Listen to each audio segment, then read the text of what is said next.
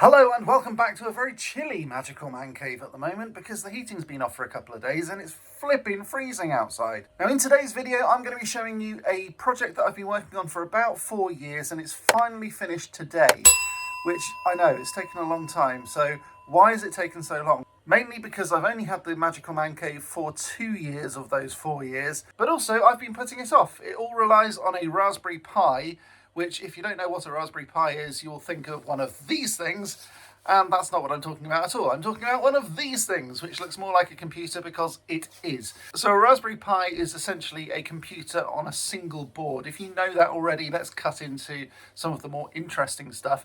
It can do a whole load of different things, including what today's video is about, and I'm hoping you already know what it's about. It's about a moving portrait, which I have already done a video about this before, but I'm going to go into a lot more detail in this video, so stay tuned and let's have a look at exactly what I'm talking about. Now, I know it doesn't look like an awful lot, but the addition of the Santa hat was really essential because I wanted to make sure that it didn't freak everybody out. Like, the Halloween one is actually quite scary.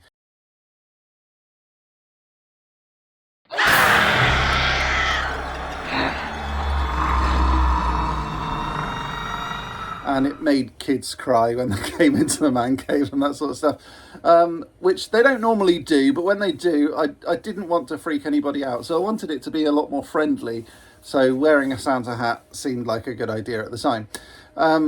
But when it's Halloween, I do want it to be scary. I want it to sort of jump scare and all of that sort of stuff.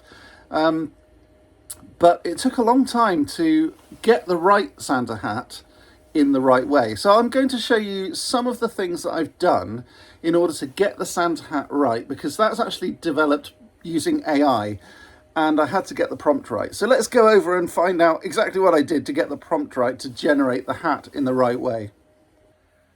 So I went on over to Bing Image Generator, where I asked it to create an image for me.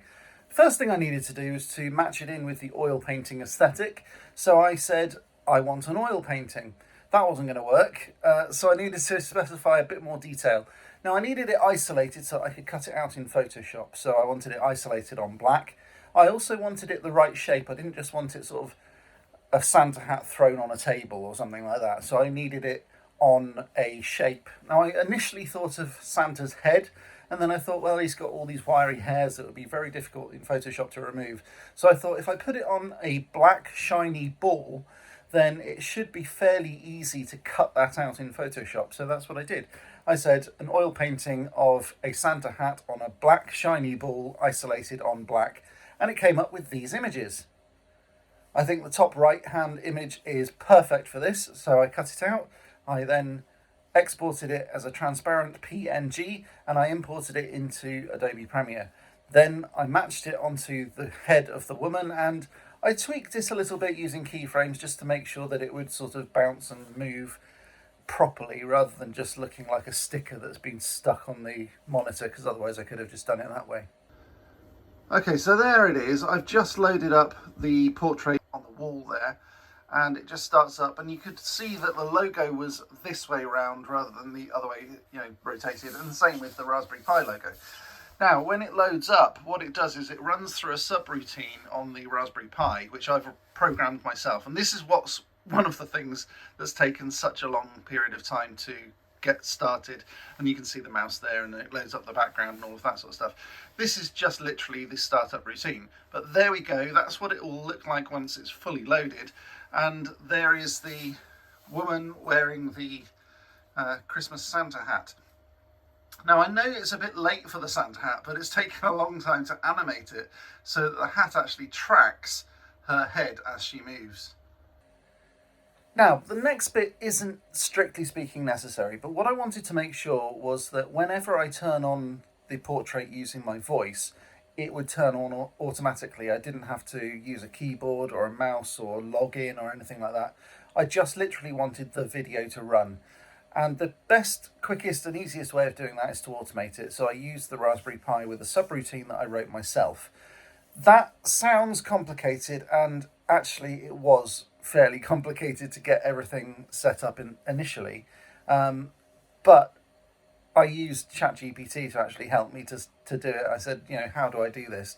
And weirdly, it talked me through how to set up the Raspberry Pi, and it works perfectly. So now I have the subroutine written on the Raspberry Pi, and it runs a program called VLC Media Player. That program then opens up the w.mp4 file that I've already created, W for woman, but whenever I want to change it over into a different time or a different video, so for example Halloween or Christmas, I've got to go in and manually change that. That's a bit of a pain. Maybe I'll automate that a bit later on, and if I do, it's probably going to be a video on this channel. But for now, I'm perfectly happy to do that. But what it does is it loads up that w.mp4 file, then it crops it to the size of my monitor, because my monitor's not a widescreen monitor, so it crops it. Because the monitor's already rotated, I've had to do everything rotated, which is a little bit difficult because I've got to sort of sit like that while I'm editing. Other than that, though, I'm really happy with the results, and it does kind of freak people out. I've also done the wiring all the way through the man cave, all the way to the other side of the man cave for the speakers, so that the audio out can actually come all the way through the house speaker system. Because it is quite a long way away, and because it's not a very strong signal, I'm probably going to need some sort of external amplifier for it. So stay tuned, I'm going to do that at some point. It's not really urgent right now. So thanks very much for watching. I really appreciate your support, and if you did like this video, please do click that like button, subscribe, ding that bell, and I'll see you again next time with some more magical awesomeness. But until next time, as always, Stay magical.